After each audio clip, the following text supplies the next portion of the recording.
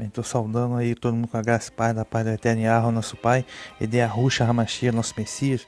Então, na continuidade aqui do Apocalipse capítulo 20, na jornada Redescobrindo o Apocalipse.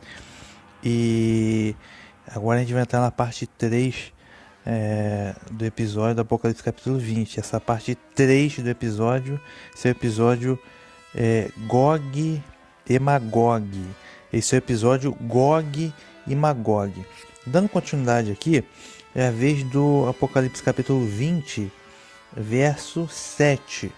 Tá? Do verso 1 a 6, nós tratamos da questão dos 1000 anos, o período de 1000 anos. Eu vou abrir alguns parênteses inicialmente sobre esse período de 1000 anos, tá? Porque, de acordo com o calendário atual, nós estamos no ano 2021. O pessoal até fala 2021 da Era da Graça. Então, o que se sabe seria o ano 2021 desde o nascimento do Messias, tá? Tomando como parâmetro histórico o nascimento do Messias, ok? Porém, desde a criação, nós temos aí, estamos próximos dos 6.000 anos, tá? Desde a criação da Terra. Nada dessa historinha do Big Bang, bilhões de anos atrás, sabe-se lá quantos bilhões de anos, que o Big Bang e a ameba virou macaco e o macaco se transmutou em homem. Isso é tudo conversa fiada, ok? Para negar a Bíblia e negar o Criador. Tá? Então, no calendário judaico atual, tá? Eles dizem que estamos no ano 5.782. Então, hoje, que eu estou gravando esse comentário em outubro de 2021, no calendário judaico está no ano 5.782. Tá, então, seria o ano 5.782 desde a criação do mundo. Ok? Agora, tá certo isso? Bem, há estudiosos que dizem que esse calendário perdeu alguns anos, então a gente estaria por volta de 220 anos para frente, ou seja, estaria no ano 5.900 e alguma coisa, próximo ao ano 6.000. Não sabemos, tá? Teve muita confusão em se tratando de calendário, okay? De modo que esses 1000 anos seria, né, muitos estudiosos dizem que seria o Shabat milenar, o sábado milenar. Porque no Gênesis capítulo 1, o Criador Yahweh, ele fez o mundo, todas as coisas, céus, a terra e tudo que eles há, em 6 dias. Tá? E ao 7º dia ele cessou a sua obra e contemplou. Tá? Foi o sábado. Tá? A questão do sábado. Então, teríamos 6.000 anos desde a criação até o retorno do Messias, Apocalipse capítulo 20, e a partir desse momento entraríamos no 7º milênio, tá? Que seria aí o Shabat milenar, o sábado milenar, um período de paz e prosperidade terrena. Afinal, o inimigo Ra-Satã, né, vai estar trancado, impossibilitado, inoperante. Tá? Pois bem, então tem toda essa confusão do calendário aí. Agora, outra pergunta, então não sabemos ao certo em que ano estamos. Tá? Outro ponto, os 1000 anos, né, que ficou conhecido aí no mundo cristão como milênio, está escrito aqui 1000 anos, vão ser 1000 anos literais ou isso é simbólico? Né? Bem, uma análise, óbvio, primária e raso aqui do que está escrito, 1000 anos. Então entende-se 1000 anos literais, que seria o Shabat milenar, o 7º milênio. Agora, como o Eterno descansou, na verdade ele cessou e contemplou no 7º dia, tá? Tem esse caráter também de descanso da terra, sem as influências do inimigo, Ra-Satã, né? Poderia ser um outro período, não necessariamente literalmente 1000 anos. Bem, agora careço de fundamentações contrárias, evidências contrárias de que 1000 anos não são exatamente 1000 anos, né? Porque, segundo a Escritura, para o Criador um ano é como 1000 dias, e 1000 dias é como um ano. Okay? Então, pode ter aí algum simbolismo nesses 1000 anos, né? Que 1000 anos para o Criador é como um dia, então esse seria como um dia de Shabat, de sábado, de descanso da terra, sem as influências do inimigo, um período de paz e prosperidade, ok? Dando continuidade aqui então à leitura. Outro ponto, o que esses troço ruim, esses diabos aí da nova ordem mundial, os grupos nova era, que são místicos também, tá? O que eles querem de qualquer forma tentar fazer uma realidade plasmada, tentar copiar os 1000 anos, né? A turma da nova ordem mundial, que eles chamam de os 1000 pontos de luz. São os 1000 pontos de luz, né? Eles querem criar uma nova ordem mundial que para eles é os 1000 anos, né? Eles acham que vão tomar posse disso, coitado deles. É uma paródia que Satanás está querendo criar. Então, quando eles disserem a paz e prosperidade, aí vai vir repetindo destruição sobre eles, que vai começar as 7 taças, né? Então, místicos do grupo Nova Era, que falam que o bem vai vencer o mal, a luz vai vencer as trevas, e vai ter uns 1000 anos de era dourada, essa palhaçada toda desses místicos do grupo Nova Era, é para tentar, eles querem tentar fazer aí algo espúrio, uma cópia, uma paródia dos 1000 anos. Inclusive o próprio Hitler, Adolf Hitler, falava que nós vamos fundar, ele queria fundar o Reich dos 1000 anos, né? O Reich, o governo dos 1000 anos, ele sonhava com isso. Hitler, que tinha tudo a ver com essa turma aí da nova era, né? Então, ou seja, muita gente querendo se apropriar disso daí, querendo fazer cópias espúrias, paródias dos 1000 anos. Esses idólatras não vão passar nem na porta dos 1000 anos, com certeza absoluta. Então, só que é necessário que tenhamos cuidado para não cair nos enganos dessa gente. Mas continuando aqui, vamos à leitura, Apocalipse capítulo 20, verso 7.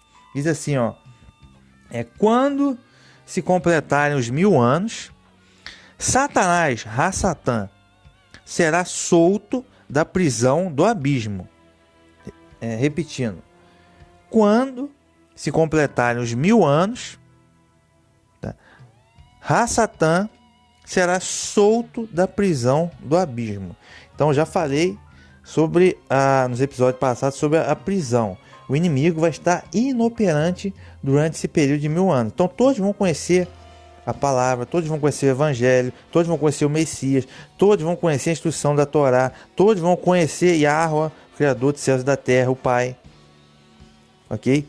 Então o inimigo, ele não vai promover seus enganos, como ele promove hoje na Grande Babilônia, o Império Mundial de Falsa Religião, na mídia, na pseudociência e por aí vai.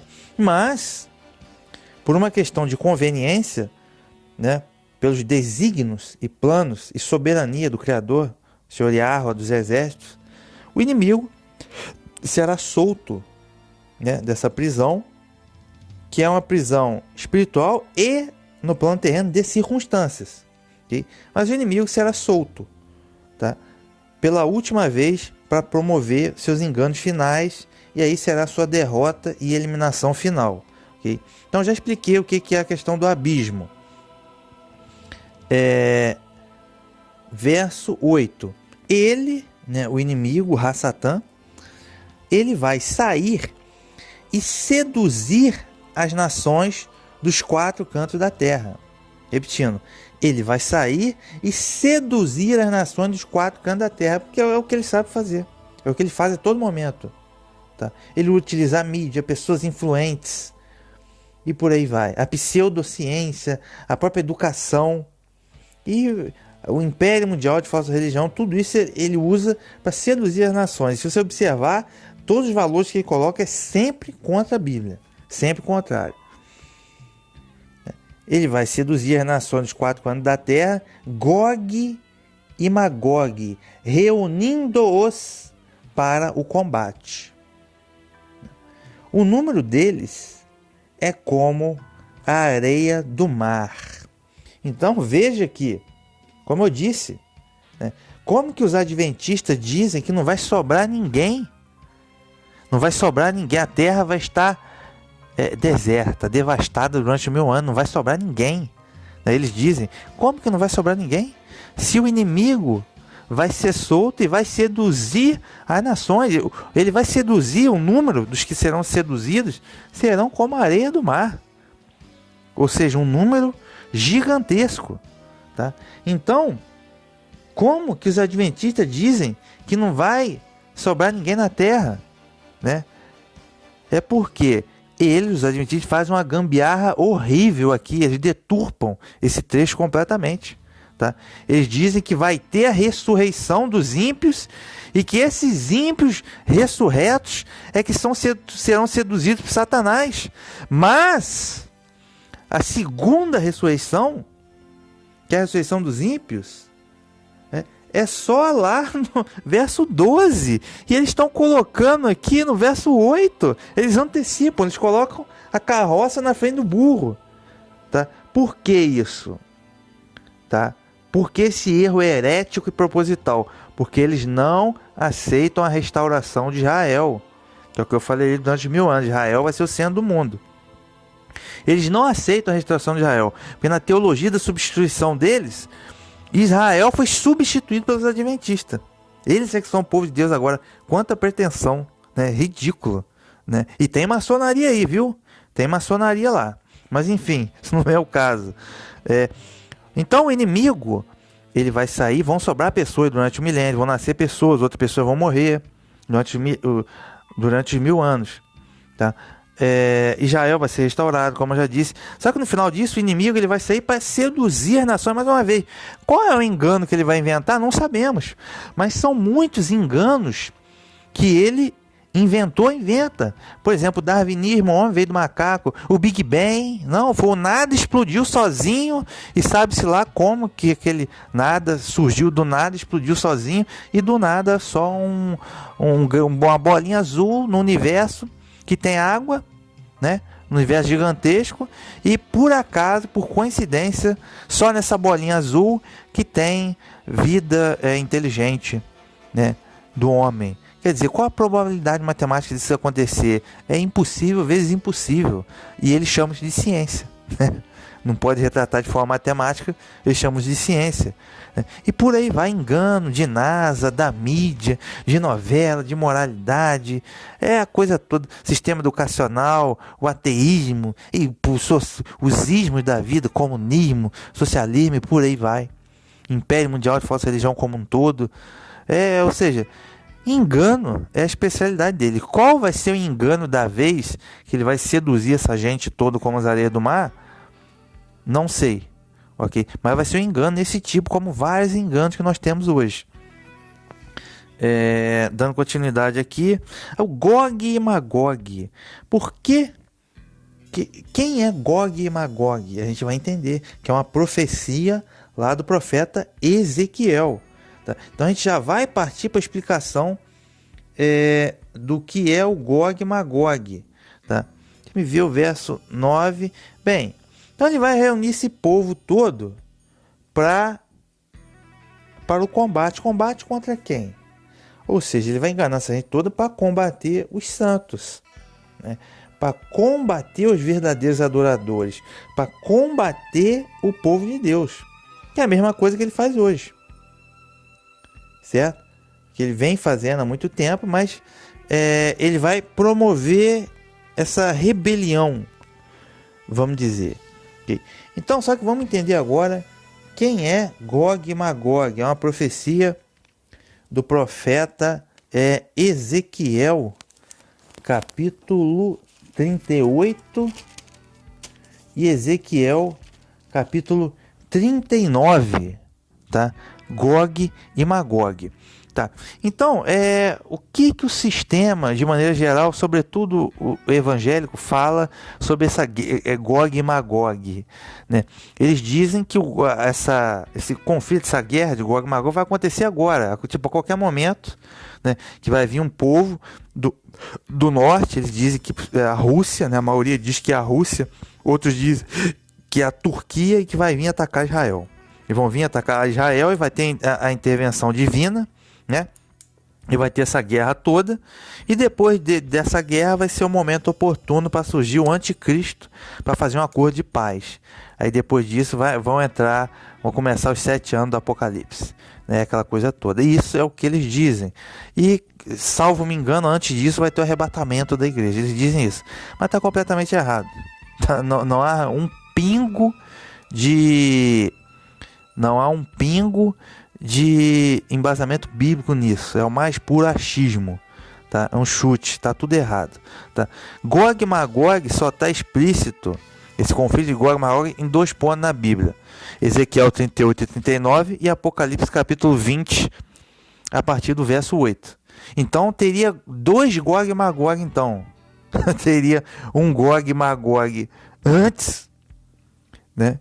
Antes da marca da besta, antes do anti-messias, né, que vocês chamam anticristo, e teria outro Gog e Magog de novo, vai voltar Gog e Magog de novo aqui no Apocalipse capítulo 20. Então esse daqui seria só uma simbologia, né? Seria um ajuntamento de várias nações, mas não necessariamente o Gog e Magog original do Ezequiel 38 e 39, não. Tá? Pela análise que nós fizemos na Nova Ordem Mundial, principalmente que ele disse que a Rússia hoje é um país patriarcal, cristão, que tem uma ideologia conservadora e que é massacrado pela mídia, por óbvio, né? Porque eles não interessam um país de uma ideologia patriarcal, familiar, cristã, conservadora, né? O que interessa para eles é a demoniologia ocidental, né? Igual tem aqui no Brasil, nos Estados Unidos e por aí vai. Então a turma da Nova Ordem Mundial não gosta muito da Rússia, né? Eles gostavam da União Soviética, que era o ateísmo que massacrou 16 milhões de cristãos, né? Eles gostavam disso, né? Agora a Rússia eles não gostam muito. Mas então, ou seja, as forças dominantes, sinagoga de Satanás, maçonaria, Illuminati, Rosa Cruzes, e as forças dominantes, né? Próprio China e por aí vai, são de sionismo político, banqueiro, sistema financeiro internacional, né? E por aí vai, são outras forças, tá?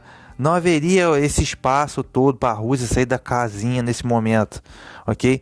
Não é o momento, tá? Agora, depois dos 1000 anos, quando toda essa turma que eu citei, Nova Ordem Mundial, sionismo, sinagoga de Satanás, maçonaria, Illuminati, Rosa Cruz, sistema financeiro internacional, tudo destruído no Armagedon, né? Vai entrar no período de paz. Lá no final de 1000 anos, Satanás ressuscitou de novo e ele vai enganar alguém, ok?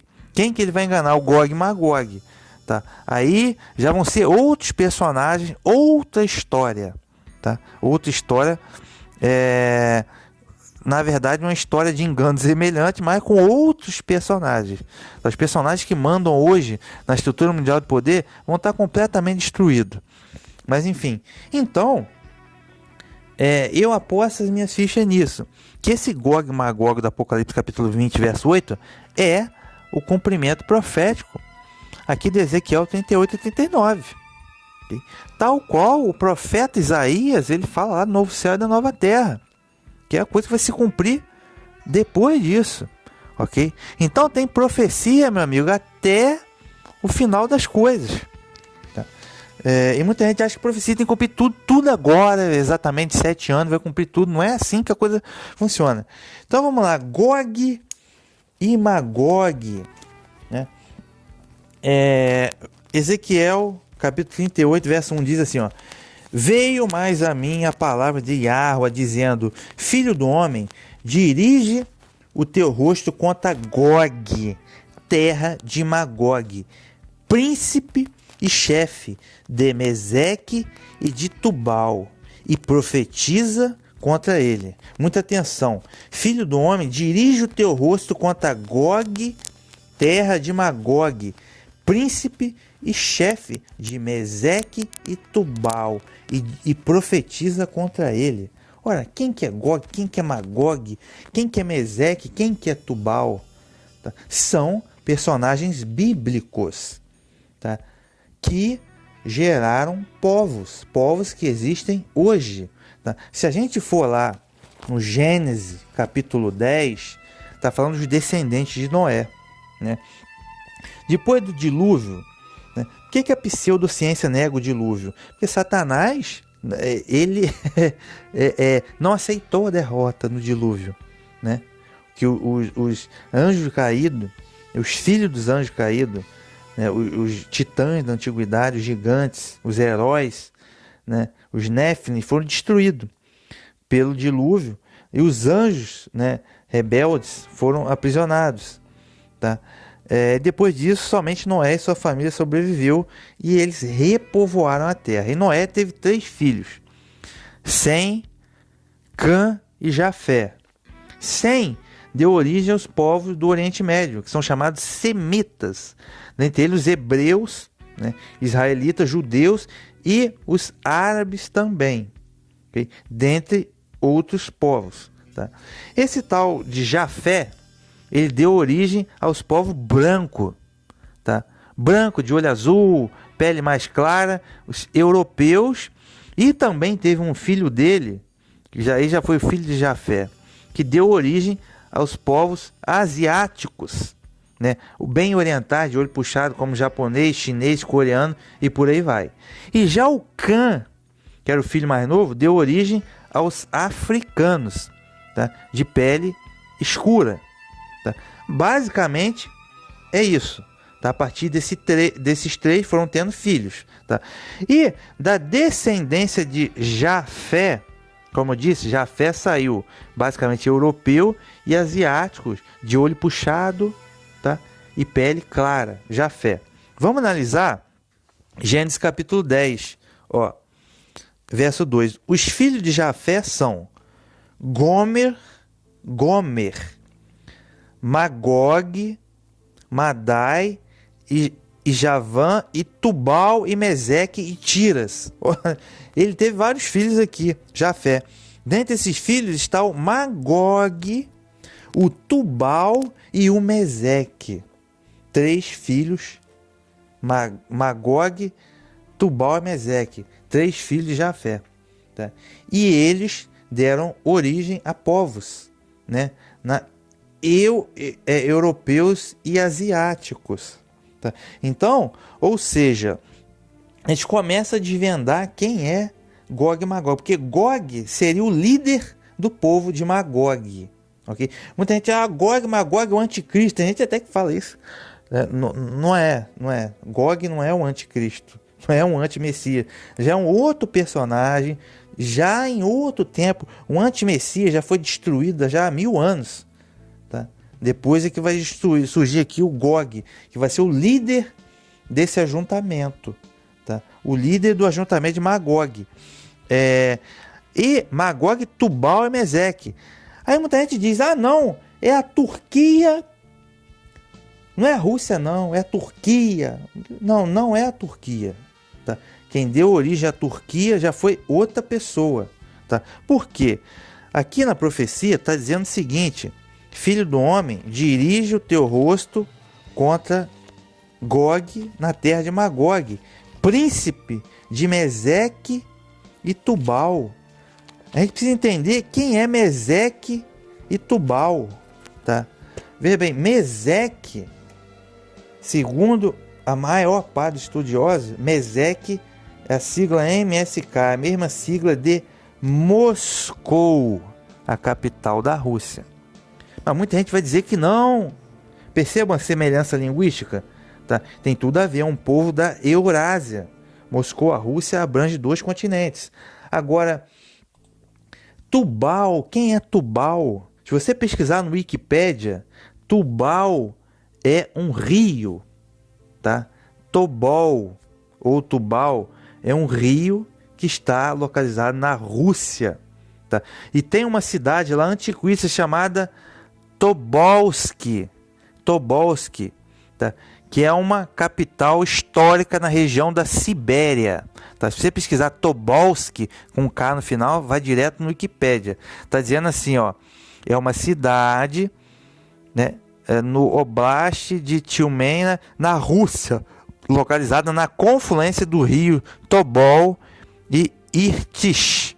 Então tem um rio chamado Tobol ou Tubal. Tem um rio, cidade de Tobolsk. Tobolsk é o segundo assentamento russo mais antigo a leste na Rússia asiática e é uma capital histórica da região da Sibéria. Então, Tubal dá nome ao rio Tobol e à cidade de Tobolsk, na região da Sibéria, na Eurásia, na Rússia, tá? Então essa é a chave. Então não pode ser a Turquia, porque se ele é príncipe de Meseque e Tubal, o rio Tubal, príncipe de Meseque e Tubal, o rio Tobol fica na Sibéria. Tobolsk é uma cidade histórica da Sibéria. E Meseque, pelo que tudo indica, é realmente Moscou.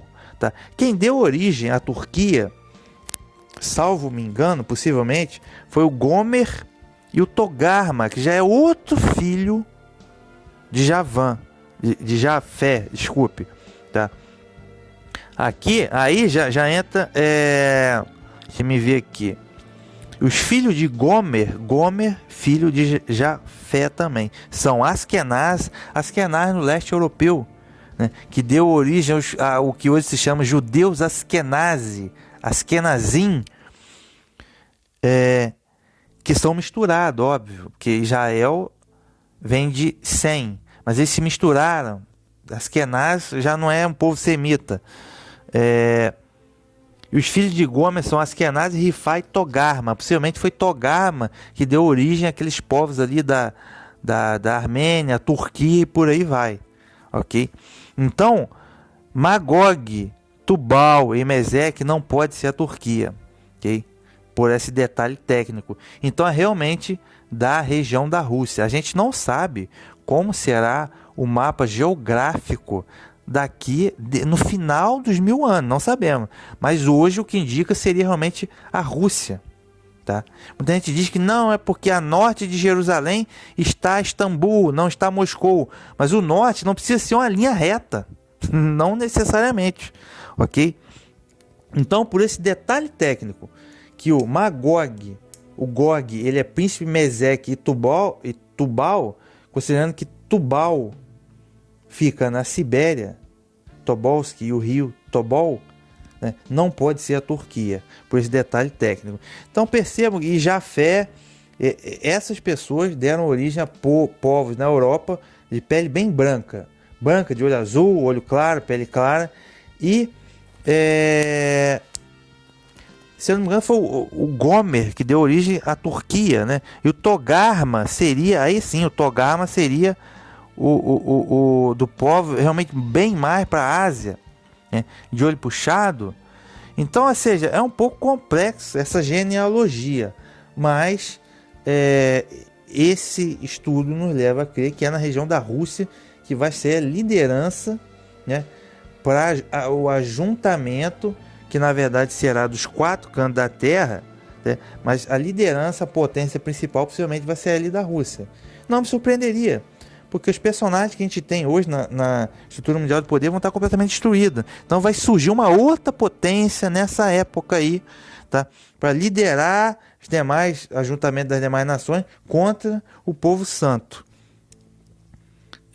Então, continuando aqui, vamos voltar para o Ezequiel, capítulo 38. Não vai dar para ler tudo, não. Tá? Verso 3. E diz assim: assim diz o Senhor Yahweh: eis que eu sou contra ti, ó Gog, príncipe-chefe de Meseque e Tubal. Tubal, na Sibéria. Meseque, pelo jeito, é Moscou. E te farei voltar, e te porei anzóis nos teus queijos, e te levarei a ti, com todo o seu exército, cavalos e cavaleiros, todos vestidos bizarramente, congregação grande, com escudo e rodela, manejando todos a espada. Então é um grande ajuntamento. Verso 5, persas, etíopes e os de Put, né? Com eles todos com escudo e capacete. Persa é o que hoje é o Irã, né? Etíopes, a Etiópia já foi um império próspero na África, né? Lá na frente, nesse futuro, não sabemos como será a condição da Etiópia, né? Hoje é uma fome total. E os de Put. Put também é um nome que está lá no Gênesis capítulo 10. Mas Put vem da descendência de Cã, né? Da África. Então, Put seria aqui, salvo me engano, Put seria hoje a região da Líbia, tá?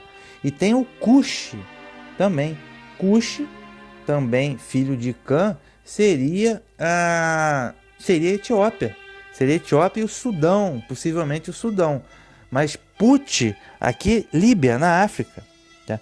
Continuando, verso 6. Gomer e todas as suas tropas. A casa de Togarma, da banda do norte, e todas as suas tropas, muitos povos contigo. Gomer também era filho de Jafé, né? Aí alguns falam que a Alemanha, né? Que a Alemanha, possivelmente a Alemanha e Turquia, né? Aquela região ali, Alemanha, Turquia, o Gomer. E Togarma, como eu disse, a Togarma gerou muita gente, com certeza. Do Oriente, muita gente do Oriente, como geralmente de olho puxado. Lembrando que, detalhe, quando fala Togarma da banda do norte, lá pela Sibéria tem bastante gente com olho puxado também. Na fronteira ali, perto de Mongólia, né? Tem muita gente de olho puxado também. E o Togarma, ele deu origem a esse pessoal de pele clara, de olho puxado, bem oriental, tá? O Togarma. Então veja que esse ajuntamento vai ser um ajuntamento muito grande, né?